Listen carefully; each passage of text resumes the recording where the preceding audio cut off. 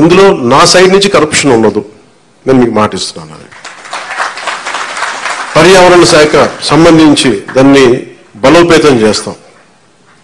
Accountability, environmental audit పట్టుకొస్తున్నాం. ఏ కాలుష్యం ఎందుకుంది, దానికి పారిశ్రామికవేత్తలు ఏం చేస్తారు, ఇబ్బంది పెట్టి భయపెట్టేది కాదు, కానీ వాడి బాధ్యత కూడా గుర్తించేలా దానికి ఒక బలమైన ప్రయత్నం చేస్తాం. అలాగే పంచాయతీరాజ్ శాఖలు చూస్తే జల్ జీవన్ మిషన్ ప్రతి ఇంటికి రక్షిత మంచినీరు. మన పిఠాపురం సమస్య కాబట్టి మనం కూర్చోబెట్టి ఈ మధ్యన ఈ కొల్లేరు కైకలూరు నియోజకవర్గం గురించి చూస్తే 80% అన్ని చేపల చెరువులు ఉన్నాయి, తాగడానికి నీళ్లు లేవు. గోదావరి పాడుతూ ఉంది, మన గోదావరి జిల్లాలో గోదావరి నది పాడుతూ ఉంది, కానీ తాగడానికి ఇబ్బంది పడిపోతా ఉన్నాం. మన పిఠాపురం చూస్తే వెళ్తే ఎక్కడ చూసినా ఉప్పాడ, మనకి కొత్తపల్లి ఉప్పాడ ప్రాంతం, మిగతా ప్రాంతాలకు వెళ్తే తాగడానికి మనకు నీళ్ళు లేవు. కేంద్రం నుంచి ఎన్ని నిధులు ఉన్నాయంటే జల జీవన్ మిషన్కి అసలు నిధులకి కొరత లేదు, మనం అడగాలి తప్ప. ఎందుకు చేయలేకపోయారు అంటే దానికి అర్థం కాలేదు నాకు. పంచాయతీరాజ్ అధికారులు చెప్పింది కేంద్ర జల జీవన్ మిషన్కి ప్రతి ఇంటికి రక్షిత మంచినీటికి మీరు డబ్బులు అడగాలే కానీ ఇస్తారు.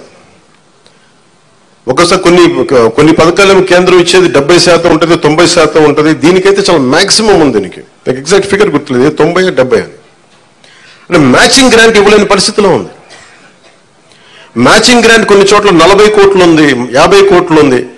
40-50 కోట్లు 200-300 కోట్లు చేస్తే మనకి కేంద్రం నుంచి 1000 కోట్లు వచ్చేస్తాయి. అంత మ్యాచింగ్ గ్రాంట్ కూడా ఇవ్వలేని పరిస్థితిలో మ్యాచింగ్ గ్రాంట్ ఇవ్వలేకపోయారు, కానీ ఋషికొండలో ఇల్లు కట్టుకున్నారు. వీళ్ళు బూడిదలో పోసిన పన్నీరు బాధేస్తుంది. అంత విలాసవంతమైన భవనం, ఓకే వాళ్ళు అనుకున్నట్టుగా నేను వాళ్ళ ఆ వాదనకి నేను సరే అంటున్నాను, ఓకే మీరన్నట్టుగానే అది కూర్చోబెట్టి ఎవరైనా విఐపీస్ వస్తే ఉండటానికి అంత అవసరం ప్రస్తుతం.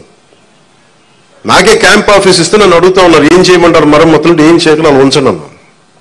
కొత్త ఫర్నిచర్ నేను కొనకని నేను తెచ్చుకుంటాను అవసరమైతే. అలాగే మన సెక్రటేరియట్ నుంచి స్టాఫ్ వచ్చారు, మీకు ఈ మధ్యన అసెంబ్లీకి వచ్చారు కదా, మీకు జీతం ఈ 3-4 రోజులు కలిపి మీకు 35,000 వస్తుంది మీకు అని సంతకాలు పెట్టి మనస్కరించాలి. నేనేమనుకున్నాను, జీతం తీసుకొని పని చేద్దాం అనుకుంటే యాక్చువల్లీ లోపలికి వెళ్ళి పంచాయతీ నిధులను చూస్తూ ఉంటే డబ్బులు లేవు. పంచాయతీ శాఖలు ఎన్ని వేల కోట్ల అప్పులు ఉన్నాయో తెలియట్లా. ఒక్కొక్క హెడ్ తవ్వే కొద్దీ, అంటే ఒక్కొక్క దానికి ఏ హెడ్ కింద ఎంత ఖర్చు అవసరం ఉంది తవ్వే కొద్దీ అసలు అనంతంగా లోపలికి వెళ్తానే ఉంది. మాకు ఒకటే అనిపించింది, ఇవన్నీ కరెక్ట్ చేయాలి. ఇవన్నీ ఇంత అప్పుల్లో మనకి పంచాయతీరాజ్ శాఖ ఉన్నప్పుడు నాలాంటూ డబ్బులు తీసుకోవటం చాలా తప్పు అనిపించింది. అందుకని వాళ్ళు చెప్పి నేను జీతాన్ని వదిలేస్తున్నాను, నా జీతాలు ఏమి వద్దు, కానీ నా దేశం కోసం, మా నేల కోసం పనిచేస్తాను. ఎందుకంటే ఇది పరిస్థితులు మేము ఇచ్చే పరిస్థితులు ఉండాలి మనందరం.